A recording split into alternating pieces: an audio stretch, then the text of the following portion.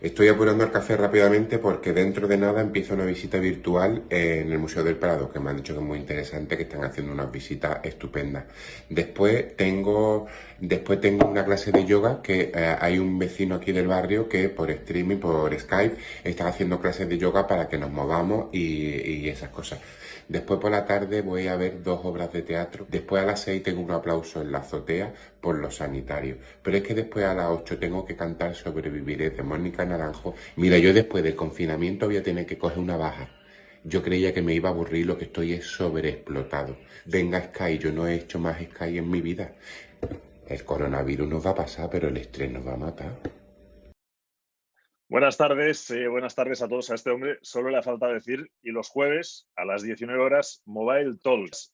Bienvenidos a todos a esta segunda semana de Mobile Talks from Home, desde casa. Lo que acabáis de ver es uno de tantos vídeos que hemos recibido estos días y en la que este hombre replica de algún modo esta situación probablemente bastante familiar para muchos de los que nos estáis viendo. Porque en pleno siglo XXI y en un momento en el que debemos mantener, además de esa distancia social ya conocida, también toca ese confinamiento ya estricto y eso significa que la única manera de seguir con nuestra vida es a través de una ventana que nos conecta al exterior, en principio sin riesgo de contagiarnos o como mínimo no del COVID-19 y por tanto tenemos que hablar de esto, de Internet, de esta caja en la que estamos y está claro que lejos de lo que muchos creen, tener Internet es un lujo inalcanzable, aunque hoy muchos de los que nos veis os parece algo más o menos normal y a lo que de algún modo os ha obligado este confinamiento, no es tan fácil y es inalcanzable para muchísimos. Es un servicio también imposible para otros, por otros muchos motivos, en ocasiones geográficos, simplemente de cobertura, así que no es tan habitual en todas partes. Cuando algunos creen que vivimos en un mundo conectado, deberíamos decirle a todos que quizás se trata de su mundo, de vuestro mundo, puesto que hoy aún aproximadamente medio de ese mundo sigue desconectado. Medio mundo que el día de mañana probablemente vivirá unas reglas de juego en las que ni siquiera han participado. No se les ha pedido opinión ni han podido definir cómo quieren que sea. Ese es lo que se suele conocer como la brecha digital. Y conste que dentro de la brecha digital hay otras tantas brechas de género, de raza e incluso alguna otra. Por eso, y para hablar de cómo reducirlas y de cómo nos están afectando hoy ante una situación en la que no nos ha dado ni tiempo de reaccionar, contamos con unos invitados de lujo. Muy contento de saludar hoy desde casa Cristina Aranda. Buenas tardes, responsable de desarrollo de negocio de Tiger en Europa y cofundadora de Mujeres Tech. ¿Cómo estás? Muchas gracias por la invitación. Muchas gracias al Mobile World Congress por fomentar este tipo de mesas redondas. Sí, a la capital. Muy contentos de que esto sea así. Ricard Faura, jefe de Servicio de Inclusión y Capacitación Digital de la Generalitat de Cataluña. ¿Cómo estamos? Buenas tardes, buena tarde. Buenas tardes. Encantado de estar aquí hoy con vosotros. Contentos también de tenerte con nosotros. Montse Guardia, directora general de Alastria y presidenta de Quantum Blockchain Alliance. ¿Cómo estamos? Buenas tardes. Muy bien, encantada de estar aquí y un lujazo. Gracias, Pipo, y a todos los que lo han organizado. Muchas gracias. Necesitamos también estos talks. Pues mira, uno de los culpables que lo ha organizado es el siguiente, que es Eduard Martín, director del programa 5G de la Mobile World Capital Barcelona. Gracias y sobre todo por haberlo montado, Eduard, y por estar aquí. ¿Cómo estás? Buenas tardes, Pipo. Buenas tardes a todos. Muchas gracias por aceptar la invitación y a ver cómo nos sale este reto, ¿no? De hablar de estas cosas que están tan al día. Pues estoy convencido de que saldrá muy bien. Tenemos algo menos de una hora, porque ya sabéis que nuestro compromiso es a las 8, que todos tengamos tiempo de salir a los balcones a aplaudir a los sanitarios y a todos esos héroes que hoy están fuera por nosotros. Pero estoy convencido de que van a salir cosas muy provechosas. Con todos ellos, con este elenco de mentes brillantes, vamos a hablar de esas actuales infraestructuras que tenemos. Nos imaginaremos cómo sería un mundo conectado de forma más completa, total, universal y a través también de esa tecnología 5G. Pero antes, dejad que os refresque la memoria con lo que pasaba a esta hora exactamente hace una semana. Mucho debate respecto a cómo las tecnologías pueden ayudar a paliar los efectos y los riesgos que suceden ante cambios como el que estamos viviendo, ¿no? Las luces de esperanza las tenemos en lo social. Yo creo que es el reto de asegurar que todos tenemos proyectos con propósito. Sí, pero también con líderes más cercanos. Es el momento también de liderazgos colectivos. Yo pienso que en el liderazgo femenino hay una parte de liderazgo natural que va muy alineado con lo que yo pienso que requerirán los nuevos líderes. Lo oficial nos genera muchas dudas y nos volvemos muy críticos. Nos volvemos muy críticos en cómo nos están gestionando. Lo que puede pasar es que creamos que China es quien lo ha hecho mejor. Lo ha hecho mejor por unos condicionantes que no nos gustarían tener aquí, a nosotros, ¿no? Es una dictadura dirigida por algoritmos. Y que este paréntesis yo creo que es una oportunidad única para todos de reflexión y de dotarse de capacidades ahí. Europa es el espacio de bienestar más próspero de la historia. Bueno, como habéis oído, hablábamos de nuevos liderazgos para afrontar una época como la que estamos viviendo y como la que nos dejará. Hablábamos de teletrabajo y de muchas otras cuestiones. Por eso, hoy, antes de arrancar, a mí me gustaría que, a pesar de que hemos prometido que vamos a hablar de brecha y vamos a hablar de 5G, haceros 4 preguntas un poco ligadas a lo que comentábamos la semana anterior. En ese sentido, la primera, Cristina, como filóloga, como persona que anda con las palabras y los palabros, ¿cómo han de ser esos nuevos líderes o, mejor aún, esas nuevas líderes más allá de su género? ¿Cómo deberían ser?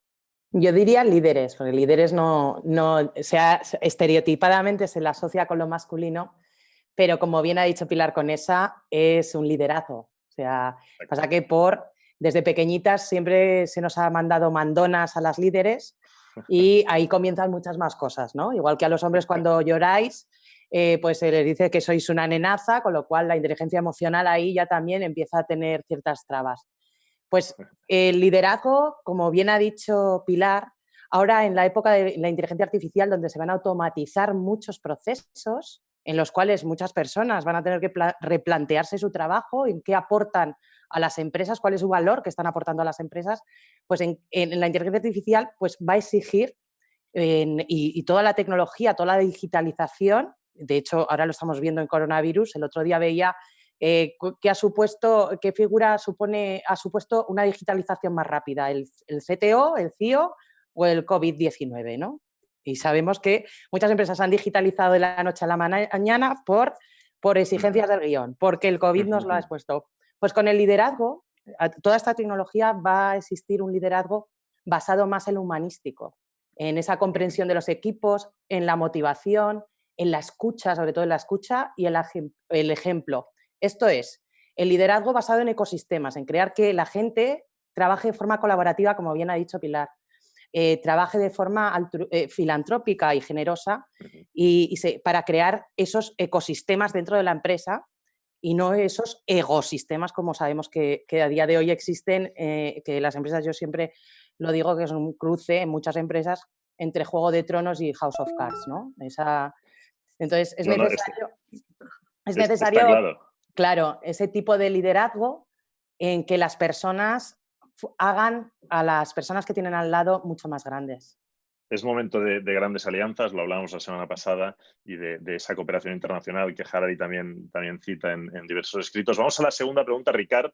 Como antropólogo, déjame antes que te diga, Ricard, que eres el ejemplo en persona de que estamos from home. O sea, a mí la butaca que tienes me lleva a tu casa inmediatamente. Pero más allá de eso, Ricard, como antropólogo, me preguntaba si realmente, y eso lo hablamos en el último tramo de la sesión de la semana pasada, si realmente seremos capaces de cambiar después de esto. Es decir, ¿lo seremos o haremos como hacemos los seres humanos, que es que acostumbramos, seguramente por supervivencia, a olvidar eso que ha sido traumático y a volver a un escenario que para nosotros ya es el de siempre, ¿no? Son esos mecanismos que establecemos. Bueno, capaces somos, porque lo estamos demostrando durante estos días. Están haciendo cosas increíbles y cambiando las dinámicas, cambiando las herramientas que se utilizan, aplanando las relaciones. Las jerarquías han dejado de tener un peso específico durante estos días.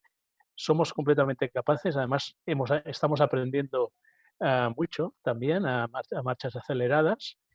Otra cosa es que lo hagamos, y en eso soy un poco pesimista porque creo que rápidamente, cuando más o menos volvamos a la normalidad, por desgracia nos iremos olvidando de muchas lecciones aprendidas y lecciones muy, muy duras para muchos de nosotros, pero que la comodidad y el día a día y la mecánica que nos llevará a volver seguramente a donde estábamos. Espero que no, pero no soy muy optimista, ¿no? Bueno, el próximo Mobile Talks que hagamos, que no sea desde home, lo hablamos, que no sea desde casa, vemos si realmente hemos cambiado en algo. Tercera pregunta, Monse, tú que ya trabajas en algo un poco más virtual, más descentralizado, vamos a decir, como es el blockchain, el universo en remoto, ese teletrabajo en el que, como decíamos, nos hemos adaptado de golpe y ¿ha llegado realmente para quedarse? O dicho de otra manera, como también preguntamos la semana pasada, ¿es este ese escenario del que hablamos cuando se suele decir aquello del future of work? ¿Es este el future of work? Sí, yo creo que sí. O sea, se ha visto que podemos hacerlo. O sea, yo creo que hace unas semanas, menos de un mes y medio, aún nos planteamos qué significa hacer una videoconferencia, si podíamos hacer videoconferencias y si éramos capaces de hacer un mobile, ¿no? Un Mobile World Congress, convertirlo en un Tech Spirit. Y se hizo, ¿no? O sea, yo creo que estamos en un mundo, el 2020 nos está demostrando que somos capaces de reaccionar a cisnes negros. Es un libro que en estos días recomiendo muchísimo, tanto Antifrágil como Cisne Negro, porque estamos delante de esto y cada uno está reaccionando con sus herramientas. Y algunos nos hemos visto con gente que tenía herramientas que no sabía que las tenía. O sea, esto de saber trabajar en remoto, de repente te das cuenta que sí que lo sabes hacer y que sabes poner a tus niños al telecole, ¿no? Y sabes hacer una serie de cosas y sabes hablar con tu compañero media hora justa de teléfono porque entra otra llamada, ¿no? Y esta gestión, que es una gestión entre la vida familiar y la vida laboral, la famosa conciliación laboral, de repente la podemos hacer. Yo creo que sí, que se va a quedar. También estoy de acuerdo con Ricard, creo que tenemos que tener una cosa que se llama el hábito. O sea, ahora estamos haciendo como un paso de cambio de comportamientos, pero para que un comportamiento se convierta en un hábito, ¿no? Al final hay que tener una, digamos, conciencia de la repetición. Y estamos preparados, o sea, las redes, yo creo que el mundo digital está aquí, estamos en la primera versión, pero vamos a tener que trabajar en la segunda versión y sí, yo animo a todo el mundo a estudiar descentralizado. Díselo a Berners-Lee, estamos en el Internet 1.0, no paramos de volver. Esto es una locura. Déjame que acabe con Eduard, que también se está teletrabajando permanentemente y se ha teletransportado a este nuevo espacio laboral. ¿Estábamos listos para esto, Eduard, a nivel de infraestructuras? ¿Lo estamos o lo estábamos? No hay mejor test que una prueba en real sin avisar. Ese es el test definitivo, ¿no? Bueno, yo mantendré el tono optimista de Carlos de la semana pasada, aunque sea con otro tono un poco más tecnológico. Y ciertamente nosotros tenemos que ser exigentes con nuestros sistemas, con las herramientas que utilizamos, porque nos tienen que servir para los propósitos. Y realmente yo estoy satisfecho en líneas generales del rendimiento de las infraestructuras. En líneas generales hemos de tener en cuenta que los primeros días de confinamiento más o menos se dice que el tráfico en Internet, esto que es un dato así muy genérico, ¿no? Porque hay muchas redes, todas interconectadas de diferentes topologías y naturalezas, creció un 60%, y esto, vamos a ver, es un tráfico. Si después vamos segmentando, veremos que evidentemente ahora el uso más crudo, más heavy de la red se produce en las redes de cable. Obviamente la gente está en casa, tiene sus wifis, muchas veces tienen sus wifis saturados y no lo saben manejar, entonces parece que Internet no funciona. Es decir, la red, Internet en globalmente vista, la red en mayúsculas, está compuesta de muchas infraestructuras diferentes conectadas. Entonces, ¿estamos preparados? Bueno, yo quiero pensar, por los resultados y en general hablando, que el asunto está funcionando bastante bien, bastante... quizá rozando el notable, ¿no? De un aspecto positivo. Siempre se puede mejorar. Creo que también va a servir para que la gente, para que todos sepamos utilizar mejor las infraestructuras que tenemos en casa, y eso pasa por nuestro wifi, ¿no? Ser más consciente de cómo utilizamos este wifi simultáneamente, alterando en nuestros horarios, etcétera.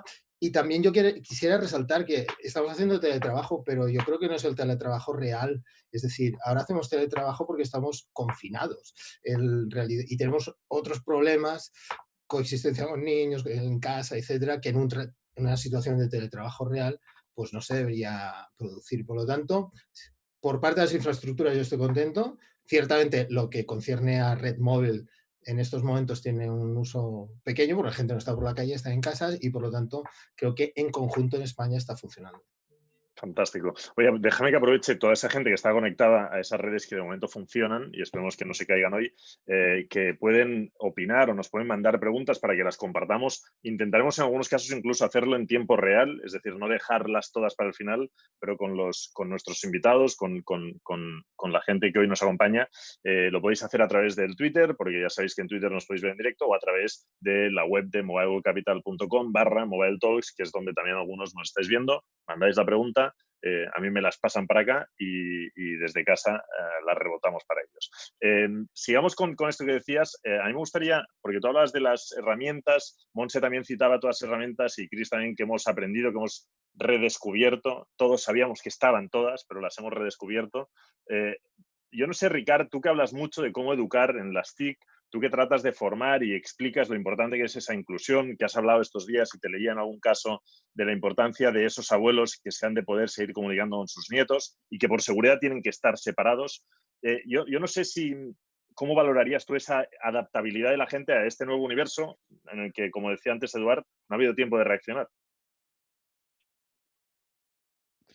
Bueno, es una prueba evidente, que las tecnologías han madurado, están suficientemente maduras. Cuando hablábamos años atrás de la necesidad de que el máximo de gente posible utilizara la tecnología porque los convencidos creíamos que les mejoraba su calidad de vida o incluso su actividad profesional, no éramos suficientemente conscientes de la dificultad de la utilización de esas tecnologías.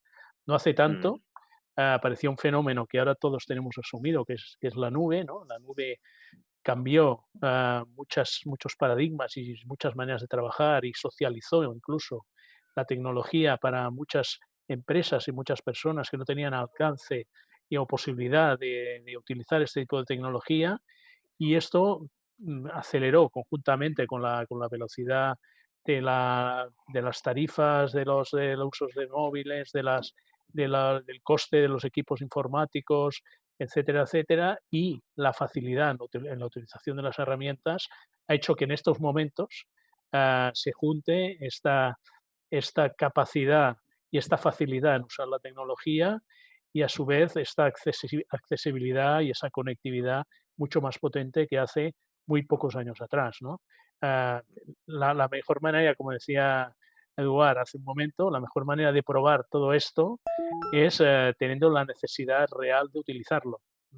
Y esto ha pasado en unos días, muy pocos días, pero la aceleración y la posibilidad de utilizar herramientas que hasta ahora nos parecían extrañas o creíamos que no nos aportaban nada, ha facilitado que gente que estaba completamente fuera del uso de la tecnología y no la tenía incorporada en su día a día, ha visto que puede mejorarle su vida y en estos momentos acercar a amigos o familiares que no si fuera por la tecnología no habría manera.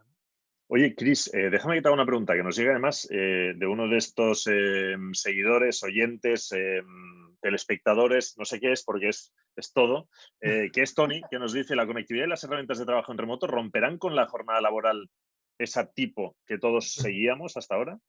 Esto, como bien ha señalado Montse antes, y también lo han señalado también Cari, viene a ayudar a muchas empresas. Yo trabajo en una empresa de tecnología y para nosotros es habitual, como decía Montse, trabajar en remoto y que no hay ningún problema. Ahora bien, y flexibilidad, sobre todo, trabajamos por proyecto, tú tienes que trabajar 8 horas diarias y tú te gestionas. De ahí conciliación y flexibilidad. Ahora, lo que viene a mostrar a muchas empresas es, uno, tus trabajadores o trabajadoras son responsables, pueden trabajar en su casa y lo que temerán muchas empresas es, ahora el después qué. Voy a tener que negociar un día, 2 días de trabajo en remoto. En muchas empresas de tecnología existe esa posibilidad desde hace tiempo, porque si no, no captas talento. O sea, eso está a la orden del día. Entonces, lo que sí que yo veo, aspectos positivos, porque esto es una tragedia lo que estamos viviendo, pero aspectos positivos que estamos sacando muchas personas sobre todo las empresas, es que la gente puede trabajar en remoto, puede utilizar tecnologías que aunque no sabía que existía, y sobre todo ver que las personas somos más responsables de lo que la gente se piensa. O sea, aquí apelo a la responsabilidad y a la madurez de las personas que trabajan. Y obviamente aquí luego ya está el trabajo de recursos humanos o de los managers específicos que tendrán que dar cuenta de quién trabaja bien y quién no trabaja. El otro día vi un Twitter que decía, dice, veo viendo a mi marido trabajando y dice, como sea así en el curro, no, pero esto es aplicable a mi marido o a mi mujer. Pero ¿qué pasa? Porque ahora yo en mi casa estoy trabajando más, porque la gente quiere activar muchas más cosas. Pero en otros casos, claro, ya esa hora del cafelito, esa hora del qué, ahora tienes que estar continuamente trabajando. También hay quien dice que saldremos con las casas como los chorros del oro, pero todos rodando como pelotas. Porque esto estar en casa lo pone hay todo muchas más difícil. Hipótesis. Hay muchas hipótesis. Veremos. Para mí veo positivo todo eso. No, veremos cómo se adapta realmente. En la negociación interna. Me ha hecho gracia en esa imagen de cómo trabaja el otro en casa. Yo no sé, Montse, decía Chris que vosotras estáis muy acostumbradas a ese universo más descentralizado. Hace pocos días, creo que fue el 25, Eduard escribía un artículo en LinkedIn que luego abordaremos a fondo, pero en el que decía que el 5G nos aportaría una serie de ventajas para combatir este virus que nos lo pondrían todo mucho más fácil, lo que en realidad así sería, ¿no? A mí me gustaría saber, Montse, si en condiciones como las que estamos, el 5G realmente, más allá de lo que siempre nos han prometido, nos lo pondría mucho más fácil. ¿Tú crees que sería así? Sí, yo creo que sí. Estoy de acuerdo con Eduard 100%. Y lástima, ¿no? Siempre vamos un poco, vamos tarde, ¿no? En tecnología siempre hablamos de las nuevas tecnologías, las tecnologías exponenciales. Bueno, pues ojalá, ¿no? Ojalá en algunas empresas o en algunos organismos se hubiera confiado más en innovar tecnológicamente, porque realmente lo que ha pasado con el 5G es que igual hubiera necesitado un poco más de inversión para poder ahora, en este momento, realmente ser útil en la pandemia. Lo mismo con el blockchain, ¿no? Yo creo que inteligencia artificial, blockchain, Internet de las cosas y 5G, ¿no? Un poco lo que sería la holística, ¿no? El pensamiento sistémico de una conexión pura, no la hemos considerado como prioritaria en algunos negocios y ahora se está demostrando que tampoco socialmente. Entonces, sí, desde luego, y yo creo y animo, ¿no? Y yo creo que esta pandemia nos va a demostrar globalmente la necesidad de invertir tanto en electrónica, en nanotecnología, como en informática, como en software, para desarrollar estas tecnologías que ya están ahí. Yo os puedo explicar que cuántica, ¿no? Que lo que sería el quantum, ha hecho un salto muy importante porque en China y en Asia se ha empujado y igualmente en el otro lado también, ¿sabes? En empresas, y ahora estamos viendo empresas que no están invirtiendo en cuántica, invirtiendo.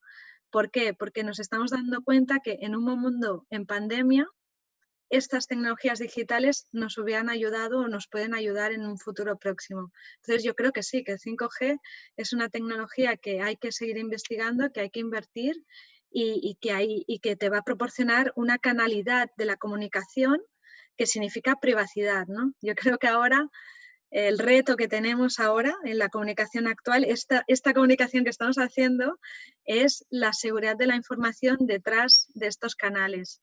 Claro, el blockchain te lo garantiza.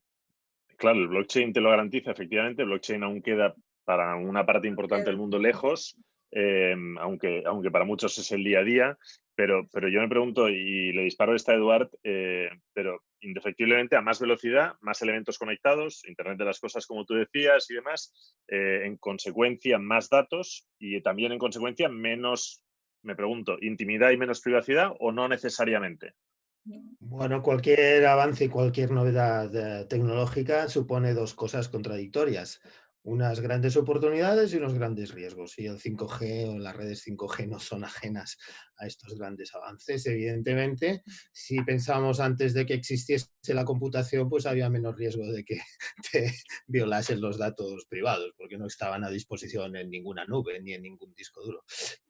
No quiero trivializar la pregunta ni mucho menos porque es cierto, pero muchas veces cuando hablamos de 5G, y luego veremos porque redes como la 5G, 5G forma parte de lo que se llama redes inteligentes, son estructuras de telecomunicaciones que no solo son acceso a radio, antenas, sino que por detrás existen estructuras computacionales, ordenadores, ¿no? Memoria, proceso, ¿no? El típico ordenador, que nos van a proporcionar herramientas para gestionar mejor esta red y, por lo tanto, para dotarla de métodos de seguridad mucho más avanzados que permitan no solo garantizar esa privacidad, sino que permitan que la red sea mucho más segura. Yo creo que van a venir unos años, espero que no sean con pruebas y con test de este estilo, sino que los podamos probar de una manera organizada, donde hay dos cosas fundamentales. La computación cuántica que ha señalado Monseguardia creo que nos aportará mucho en el tema de securización de redes, junto con las capacidades de estas redes inteligentes, cuando estamos hablando de slicing, ¿no? La capacidad de dividir la red virtualmente para asignar canales que puedan segurizar otros canales. Y ahora no, esto es demasiado complicado para un mobile talks, ¿no? Pero que sepa todo el mundo que las redes de última generación no solo es una conexión de radio, sino que por detrás hay una potencia de ordenadores, de computación, de inteligencia artificial que nos permiten tener herramientas mucho más potentes de las que estamos utilizando ahora. Por lo tanto, mayor capacidad, mayor necesidad, pero también mayor oferta para satisfacer esa necesidad. Oye, le quería hacer una pregunta a Ricard, pero he visto una pregunta que nos llega desde fuera. Os invito, insisto, a que a través de la web de mobileworldcapital.com, Mobile Talks, nos las hagáis, o a través de Twitter. Pero María del Mar Muñoz dispara una que creo que se la tengo que trasladar directamente a Eduard, porque también, igual que habéis visto al andaluz que no para con sus conciertos y con sus obras de teatro, seguro que habéis visto un vídeo por ahí que corre que habla de esa teoría que relaciona, ella nos pregunta, ¿qué pensáis sobre la teoría que relaciona el COVID-19 con la implantación del 5G?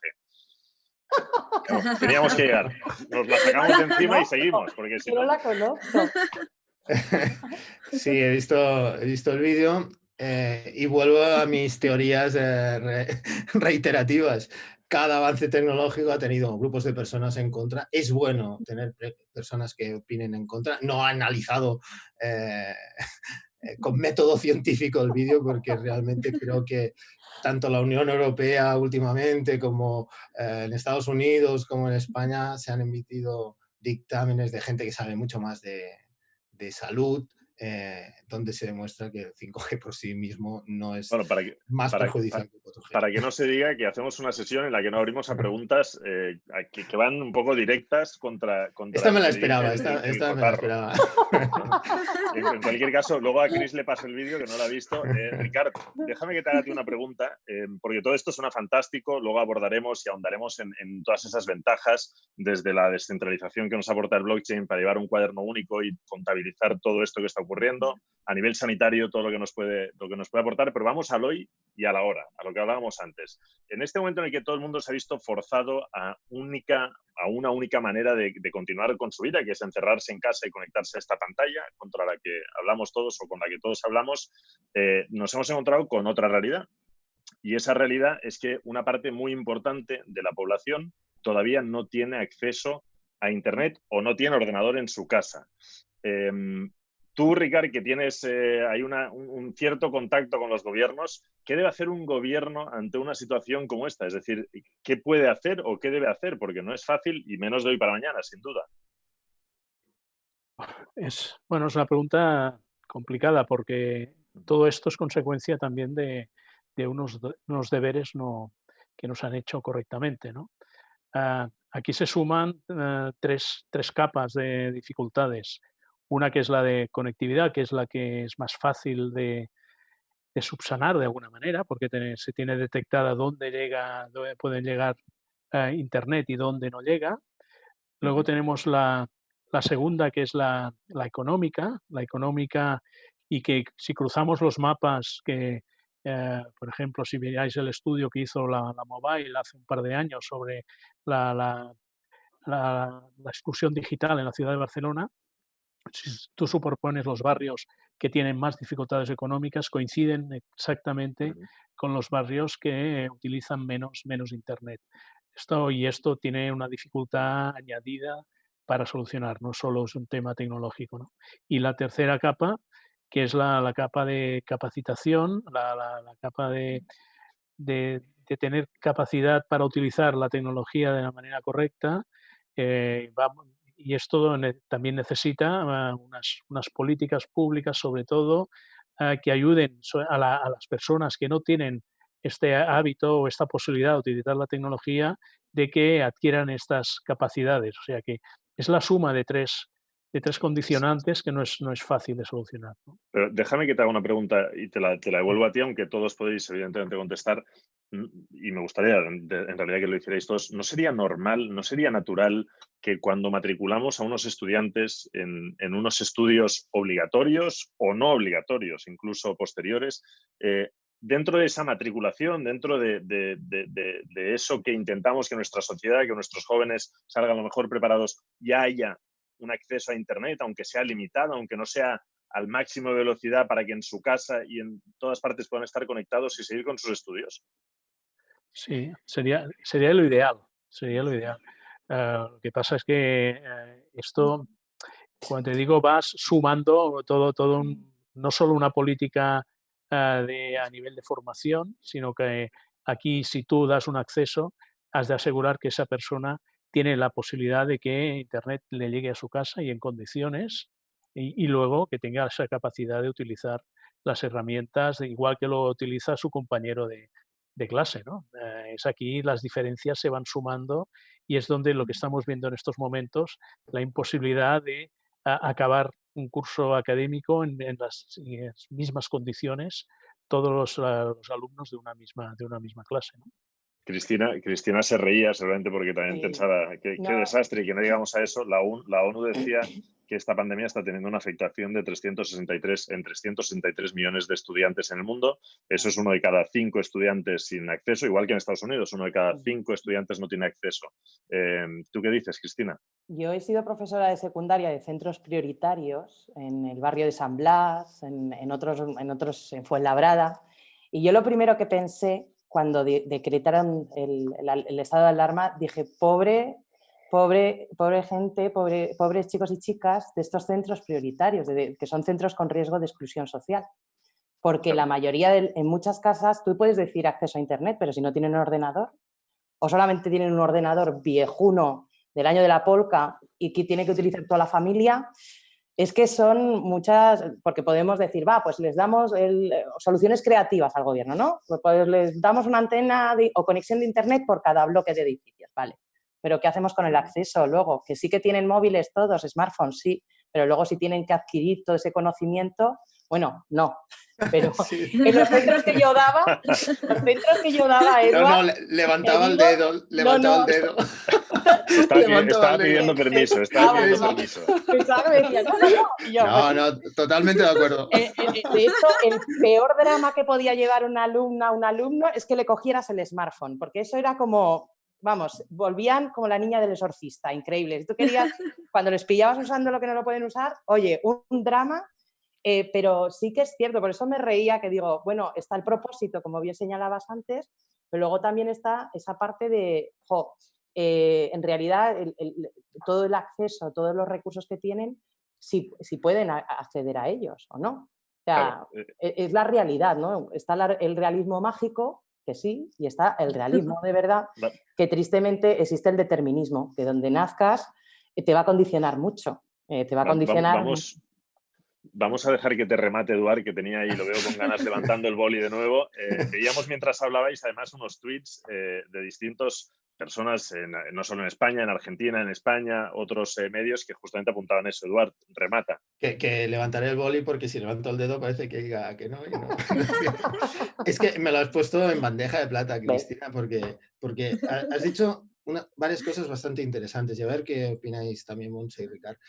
Fijaros que ahora, ciertamente, y en España hay mucha gente, como tú has dicho, que no tiene ordenador en casa, que no puede tener un acceso en fibra en casa. Si tuviésemos redes inteligentes, 5G, porque es la que toca cualquiera, fijaros que eso son redes en ubicuidad, y los contenidos se ejecutan en un smartphone, que seguramente sí que lo tiene bastante gente. Quizá es una buena herramienta para superar para intentar superar un poquito el bache, ¿no? Porque igual esta gente que no tiene un ordenador en casa, que no puede pagarse un acceso a Internet desde casa, pues oye, igual con un smartphone, con una buena conectividad, porque evidentemente con 4G no podemos llegar, pues quizá aplanaríamos el camino. Y es una hipótesis, te daba la razón diciendo, en el sentido de que posiblemente muchos no tengan un ordenador en casa, pero quizá muchos más sí que tengan un smartphone.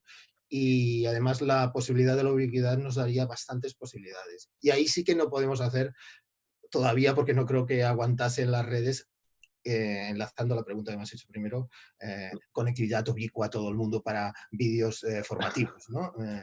¿Puedo repreguntar a Eduard? Claro. A ver, ya que lo tengo aquí.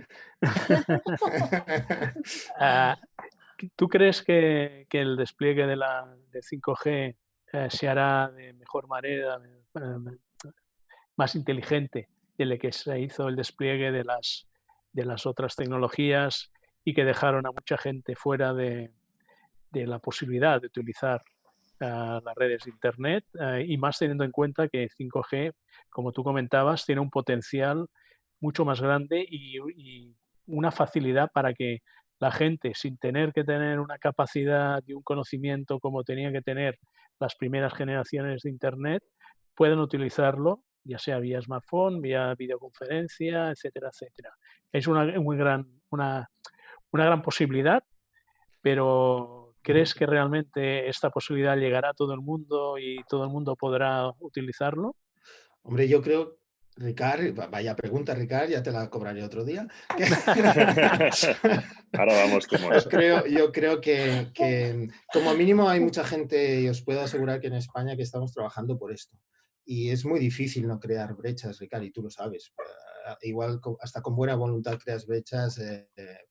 Yo creo que el despliegue de 5G se va a hacer más inteligentemente porque tenemos más experiencia y la experiencia debería aplicarse desde los gobiernos hasta los operadores y pasando por la gente de servicios.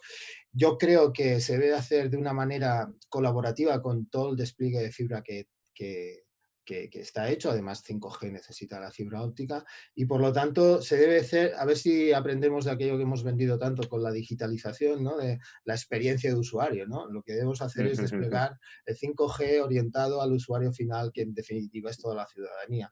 Entonces, ahí lo que sí te puedo asegurar, y os aseguro, es que desde la Mobile World Capital trabajamos haciendo todo lo que podemos para que ese despliegue realmente se traduzca en servicios para el ciudadano y no sea un despliegue orientado por otros temas, principalmente, que sabemos que hay muchas variables.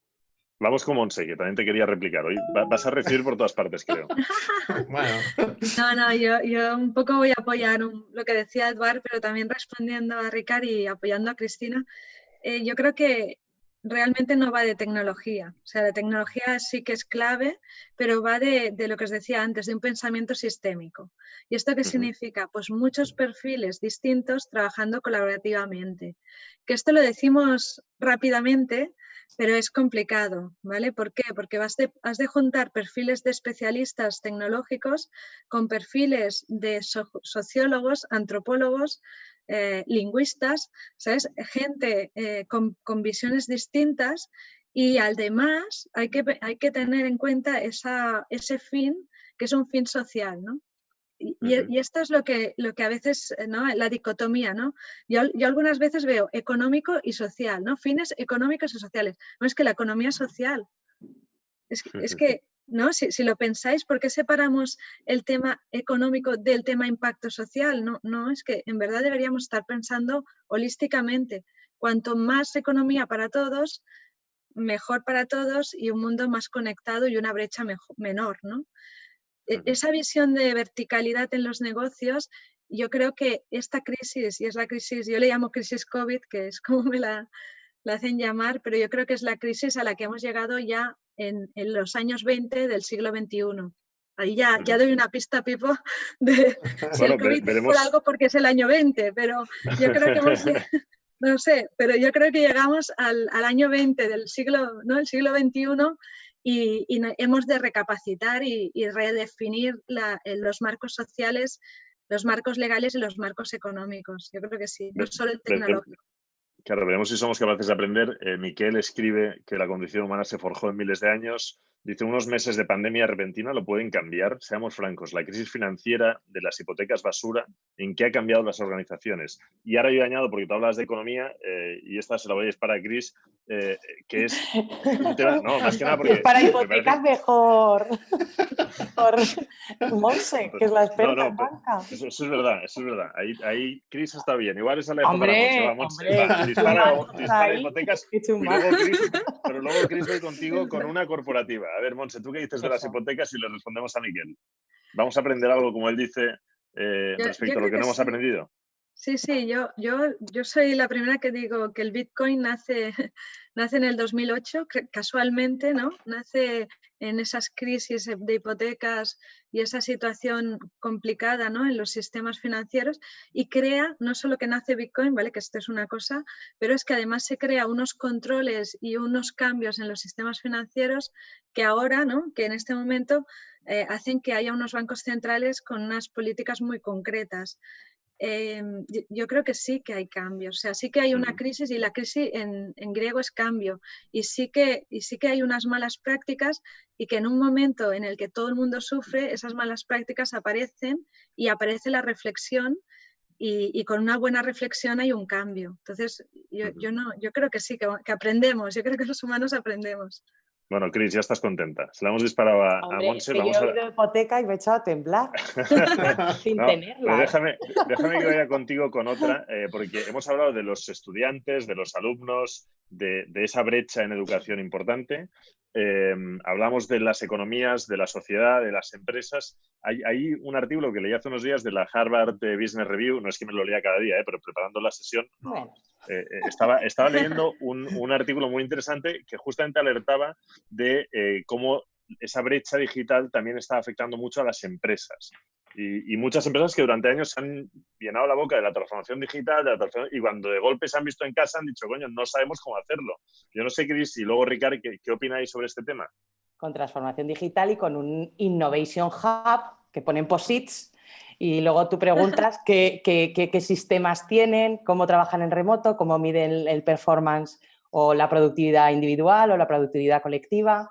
Si son capaces de trabajar de forma colaborativa con diferentes perfiles, como ha señalado Monse, y también aprovecho la coyuntura para decir que un buen ejemplo de lo que ha generado esta crisis es el Coronavirus Makers, que es una red de 16.000 personas que se han puesto a trabajar, han generado 50 proyectos de respiradores, de viseras, etcétera, que eso prueba, una vez más, que la gente con talento conectada, sin apenas conocerse, pero con un propósito social, pues puede ayudar, ¿no?, en esta situación de crisis. De hecho, el Ministerio de Sanidad ha prohibido que se utilicen todas las soluciones que están proponiendo, todas las cosas que están produciendo, pero gracias a Dios las comunidades autónomas están funcionando de forma diferente y sí que están aceptando, sobre todo los hospitales, están aceptando todo tipo de ayuda y tal como están las cosas. Y a lo que íbamos, pues sí que es verdad que yo siempre digo en las charlas que una cosa es ser innovador o innovadora y otra cosa es parecer innovador o innovadora, como es Innovation Hub. Y claro, aquí se ha demostrado quién realmente tenía una estrategia innovadora, tanto estratégica, una innovación estratégica como una innovación disruptiva, que esta es poca, porque como las empresas necesitan las KPIs, los índices de eficacia, ¿no?, de eficiencia de las cosas que se están implementando, requieren resultados a medio plazo o a corto plazo. Claro, una innovación disruptiva exige esa innovación a largo plazo. No te la puedo, yo tengo que seguir testeando, seguir probando, ¿no? Y aquí sí que es verdad que va a haber una brecha digital tremenda, porque antes lo ha señalado, no sé si Ricardo o Eduard, que vamos a ver como empresas que ya estaban preparadas, como muchas tecnológicas que estábamos acostumbrados, pero otras, y también somos más pequeñas, obviamente, otras más grandes que eso lo dejaban para el año que viene, ¿no? Para el siguiente quarter o el siguiente next year ya lo implantaremos. ¿Qué pasa? Que ha venido la pandemia, ha venido una crisis sanitaria que ha impactado a negocio, que ha impactado a muchas áreas, a logística, operaciones y demás. Entonces, aquí, ¿qué pasa? Que vamos a seguir las empresas que estamos digitalizadas o estábamos digitalizadas ya a y pues va a haber esa brecha de voy a perder oportunidades de negocio, voy a perder oportunidades que mis equipos rindan mucho mejor y de forma más eficiente. Y aquí es donde vamos a ver una brecha, vamos a ver, después de cuando termine esto, que ojalá termine pronto, vamos a ver los damnificados y los vencedores, ¿no? Los vencidos y los vencedores, o las vencedoras, las empresas vencedoras. Ricardo. Sí, bueno, aquí hay lo que veo que es un choque cultural entre maneras de ver diferentes la cultura del trabajo. Aquí las empresas que están aún practicando lo que es el trabajo de una era ya industrial, digamos, y las empresas que se están adaptando a la nueva manera de trabajar. Dentro de estas empresas, de las que no son capaces aún de adaptarse, hay las personas, que las estamos viendo como ahora se estaba comentando, ¿no? Movimientos como el movimiento Maker o movimientos que son totalmente horizontales, donde empresarios junto con enfermeras, con un vecino cualquiera está colaborando para conseguir un reto común de la propia sociedad, es una nueva manera de trabajar. Quien no sepa adaptarse a este cambio, como ahora comentaba Chris, acabará seguramente fuera de juego, ¿no? Y aquí también esta nueva manera de trabajar, que es la que están reclamando los jóvenes que se van incorporando de nuevo al mundo de trabajo, son las que ellos esperan ver en sus nuevos sitios de trabajo, en estas empresas. Y son los jóvenes que, si no ven reflejado esta manera de trabajar, son ellos mismos que dejan ese trabajo para buscar otras alternativas que les satisfagan más en el momento de desarrollar sus tareas profesionales, ¿no? Oye, dejarme entrar ya de pleno en el 5G totalmente y ver dónde nos va a llevar, porque, como sabéis, es noticia de hace un par de días que el 5G se retrasará en España por culpa también del bicho. Yo le llamo el bicho ya directamente para ahorrarnos la crisis, pero no solo en España, porque escuchar, por ejemplo, que decía en una reciente entrevista para la CNBC el CEO de Skyworks, escuchar cómo hablaba justo de ese retraso.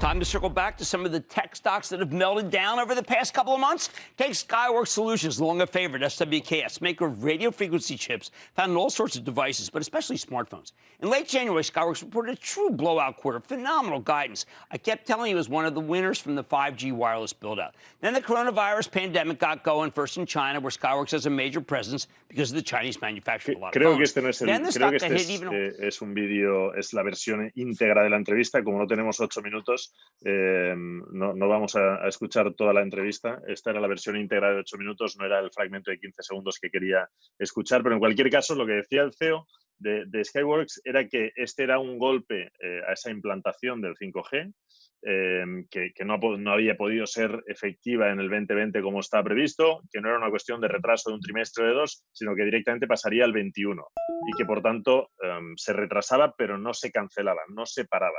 Pero a la vez, y ahí me gustaría a ver un poco qué pensáis, Eduard, estos días leíamos otro titular en el que decían que China promete acelerar justamente el desarrollo del 5G para reducir el impacto del virus, evidentemente en cuestiones o en términos económicos, pero también en términos sanitarios.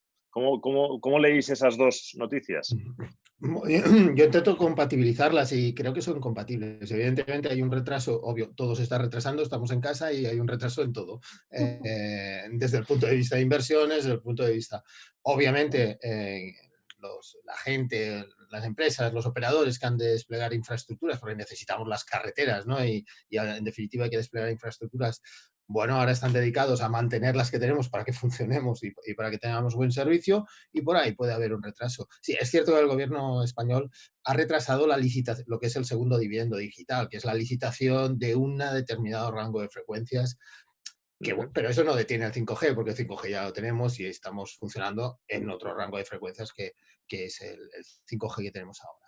Yo creo, y pues, ya me conoces, soy optimista y me gusta siempre positivizar, que sí, quizá habrá un retraso, una ralentización un poquito ahora por toda la circunstancia que podamos tener, tanto económica como social como de oportunidad, pero sin duda estoy convencido de que la demanda, y enlazo con lo que ha dicho Cristina, con lo que han dicho mis compañeros antes, generalmente todos, que un poco hemos de ser todos los que precisemos, los que reclamemos herramientas que nos equiparen y que nos den las mejores condiciones para trabajar. Y sin duda, cuando solicitemos estas herramientas, que ahora las estamos probando y que ahora los estudiantes que no tienen internet les vamos a tener que proporcionar internet, ¿no? Un poco por ahí quizá va a ser el momento de decir, pues implantamos 5G como China ha dicho que ha visto indudablemente las capacidades que tiene la red para el elemento sanitario.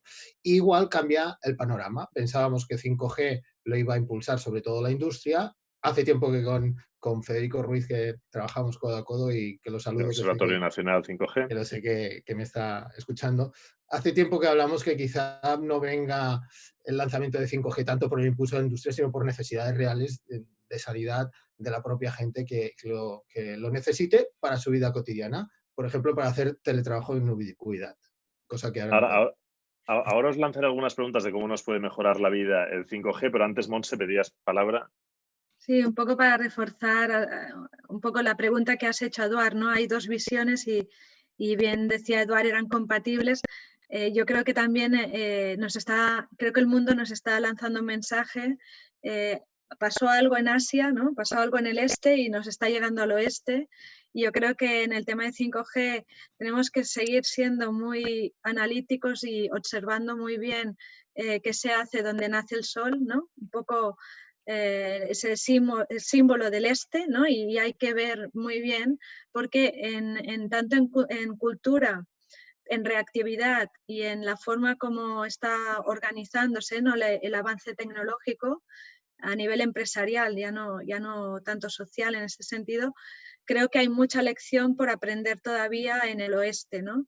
Y a veces... Yo creo que a veces no lo vemos. Entonces, sí que creo que es muy importante y muy interesante observar al este y seguir viendo las pautas y los cambios de comportamiento, porque hay un tema de aprendizaje, ¿no? Un tema de cómo nosotros nos organizamos cuando trabajamos en tecnología y cómo probamos las cosas, pues ahí hay un aprendizaje.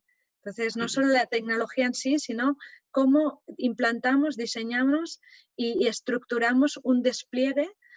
Yo creo que es muy interesante observar al este y observar los países asiáticos y sobre todo en 5G. No, y no hay duda de lo que tú ya decías antes, apuntabas y incides ahora de nuevo, que la tecnología no es el fin, es simplemente la herramienta para llegar a ese fin, no puede ser el fin en sí. Dejadme que os lance algunos sectores en los que creemos o intuimos que el 5G puede cambiarnos, puede mejorarnos la vida. Me gustaría empezar con uno un poco que es el papá Estado, el papá paraguas, un poco el que nos tiene que legislar a todos. Y en ese caso, Ricard, dime tú cómo nos puede mejorar la gobernanza el 5G. La gobernanza, bueno, siguiendo con la pregunta que le lanzaba antes a Eduard, yo creo que aquí es la oportunidad para que realmente el Estado se visualice como un aliado en los lugares y en los momentos más difíciles, ¿no? Llegar a ser una solución, sobre todo para estas personas, para estos colectivos que ven que la tecnología les ayuda a dar un salto cualitativo en su vida. Yo creo que aquí el papel del Estado tiene que ser importante y siguiendo un poco con lo que se ha comentado de mirar a Asia, yo en el caso del mundo del móvil y la implantación del 5G, también creo que sería interesante mirar lo que está pasando en África, con muchos países que directamente se han introducido en el mundo de la tecnología a partir de la utilización del móvil y directamente les está cambiando la vida a millones y millones de personas y creo que es un reflejo que tendremos que mirar y que nunca le hemos hecho demasiado caso, ¿no? Pero creo que es el momento de mirar a un sitio como es África, ¿no?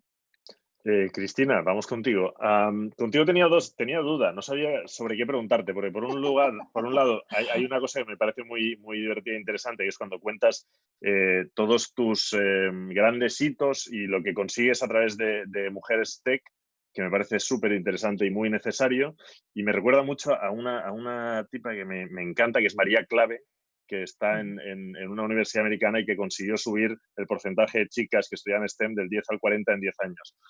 Pero trabajando en eso, en lo que tú estás, me hacías pensar cómo puede cambiar el 5G en la parte más de entretenimiento, y me imagino a esa chica que a veces citas, una youtuber que habla que es maker y que habla en YouTube de todas esas cosas. O también te dejo, y te voy a abrir ahí una segunda, que sería con los asistentes de voz. A ti que te gustan los palabras y la voz.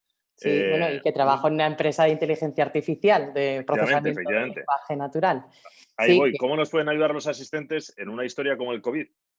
Pues ya están trabajando. De hecho, lo mismo que los coronavirus makers se pusieron a trabajar, también se agruparon expertas y expertos en Natural Language Processing, en concreto en asistentes virtuales, y me consta que tanto Singular como IBM y Google con Dialogflow han hecho ya iniciativas pues, para la Comunidad de Madrid, para la Comunidad de La Rioja, etcétera.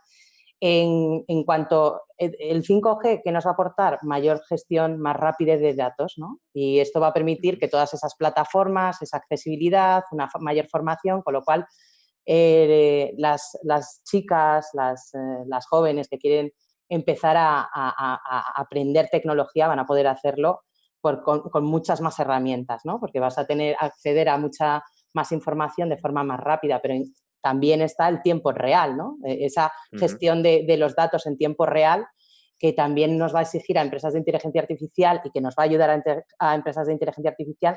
En mi caso, en el caso de Tiger, no tanto, porque somos de procesamiento de lenguaje natural, pero otras empresas de inteligencia artificial que gestionen datos para predecir, para automatizar stocks, etcétera, pues va a resultar, y sobre todo como se expuso hace 2 Mobile World Congress, ¿no? Esa operación en remoto, ¿no? La que hicieron desde Ice Channel con Rod Menchaca y el Dr. Lazi. Sí, que se operó, el experto de dominio estaba en un sitio físico, en un espacio físico, y en otro sitio se estaba realizando la operación. Eso lo va a permitir el 5G.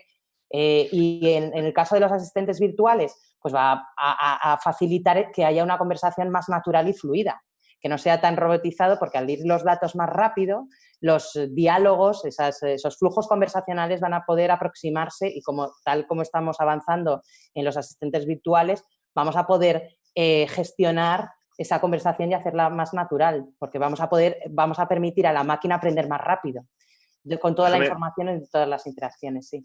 Déjame que vaya acabando, porque nos quedan 4 minutos y quiero salir a aplaudir a los sanitarios. Montse, voy a hacerte a ti una primero y acabaremos con Eduard con una sobre sanidad. Pero tendrás que hacerlo en tiempo récord, así que vételo pensando, Eduard. Montse, tema blockchain y esa descentralización que igual nos permitiría aprender. Yo recuerdo siempre cuando pienso en eso un tipo que se llamaba Vannevar Bush que hablaba del Memex, que era una máquina que nos conectaría a todos los científicos. Cuéntame cómo lo harías tú o cómo lo ves tú. Sí, yo lo veo efectivamente, ¿no? Todas las nodos, ¿no? Todo el nodo de conocimiento que se traslada directamente a la forma de telecomunicar, que ya no es centralizada, ¿no? Ya son empresas conectadas, administraciones públicas conectadas, universidades conectadas, países conectados con su nodo y procesos muy automatizables. Blockchain con mucha seguridad de la información. O sea, yo creo que ahora hablamos mucho de datos. Transmitimos datos, los datos son señales, pero lo que queremos transmitir es información y conocimiento, y entonces queremos hacerlo desde el inicio, desde el momento que tú pones algo en la red, ya tenga un propósito, y esto es blockchain. Y es red mallada y mucho más segura. Sin duda, casos de uso que veremos ya este año. Y en salud, muy necesario. Le paso a Eduard. Exacto, en salud se la pasamos a Eduard. Mira, te voy a dar a escoger. Tienes desde impresoras 3D a los códigos QR tipo los de SenseTime que hicieron en Shenzhen, a los robots, a los drones. Bueno, yo haré otra aproximación diferente. Yo diría que hay 3 grandes áreas por sintetizar, ¿vale? Lo que hemos visto en operaciones quirúrgicas, lo hemos visto y todo el mundo del quirófano. Vamos a tener hologramas, que también hemos tenido una experiencia dentro de los quirófanos ayudando a hacer las operaciones, y ahí 5G va a flexibilizar de cómo transmitimos los datos a los quirófanos y fuera de ellos para que sean ayudados. Tema de emergencias, clarísimo, ubicuidad, asistencia remota, capacidad de que expertos asistan a emergencias a gente inexperta. Y el último trozo que a mí me encanta y que estamos ahí en ello, que es toda la experiencia hospitalaria. inmersión de las familias en las habitaciones de los enfermos para tener una experiencia social que estamos viendo que falta, y hospital conectado, es decir, capacidad de montar hospitales rápidos, descentralizar gente gracias a la capacidad de tiempo real de 5G. Y de esa conexión, no, lo has dicho muy rápido, pero lo has dicho muy bien, como el 5G, rápido y así lo hacemos en simultáneo. Ricard habla mucho en ocasiones de esa capacitación de tener abuelos, a gente conectada y demás. Me parece muy interesante. Dejarme que acabe con una cosa que decía Montse, y la apuntabais todos en realidad, que va mucho más allá de una cosa concreta, como puede ser lo que haga un dron o un robot o lo que sea, son los datos. Los datos están ahí. Hemos visto muy buenas iniciativas como la que proponía Núria Oliver a través en la Comunidad Valenciana, con ese seguimiento de datos y así poder saber en distintas comunidades y ayudar a esos corona makers dónde pueden ayudar más y dónde menos, dónde se necesitan pues más respiradores o lo que sea. Hay muchas otras, Holocip, la startup de Esteban Granero y tantas otras están trabajando con datos. Ese va a ser el tema de la semana que viene. Vamos a hablar de qué pasa con todos esos datos y de si van a ser tan seguros como nos habla Montse a través del blockchain, si van a ser privados, si van a ser nuestros, o hay alguien que se está aprovechando de ese crecimiento del 60% y nos está chupando la vida a todo trapo y aprendiendo mucho más de nosotros. Hablaremos de eso y de la sobreinformación. Y con esto tengo que dejar la sesión porque son las 8, está a punto de sonar las campanadas y tenemos que salir a aplaudir. Os agradezco muchísimo a todos, Montse Guardia, Cris Aranda, Ricard Faura y Eduard Martín, este ratito en el que hemos podido hablar de la brecha, confiando que la rompamos pronto y la superemos lo más pronto posible. Muchas gracias a todos. Gracias. Hasta la semana que viene. Hasta luego. La semana que viene. Hasta luego. Chao. Chao.